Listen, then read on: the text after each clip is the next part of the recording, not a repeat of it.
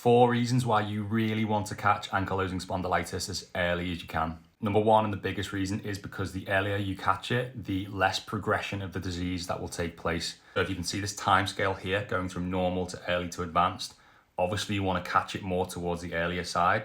What can eventually happen with ankylosing spondylitis is over years and years and years of inflammation at the joints that you don't know is inflammation could eventually result in bony formations forming in the spine, in between the vertebrae or in the SIJs, to eventually lead to joint fusion, which is where you see the rounded spine or like the stiff bamboo spine that you might have heard of.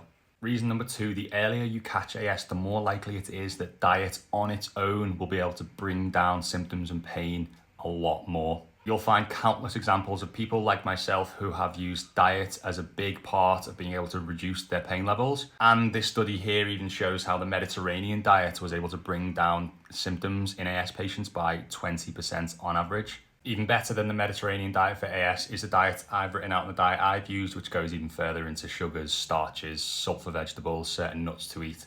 Basically the best diet possible to deal with the bacterial issues, deal with the gut lining issues, to help bring down AS massively. Link to buy this in my bio. Reason number 3, the likely root source of ankylosing spondylitis, or a huge contributor, is the bacteria in your gut and the probable damage to your gut lining. The earlier you catch AS, the quicker and more likely it is that your gut can rebound to a healthy level, and the less time and intense work it will take to deal with these pesky bacteria or overgrowths that are formed over 10, 20, 30 years perhaps. A bacterial issue I see a lot in people with AS is SIBO, and it's the same issue I had. This is the SIBO I had years ago, and if I'd have caught this earlier, I could have got rid of the SIBO much quicker, much faster, and I would have brought the AS pains down much earlier.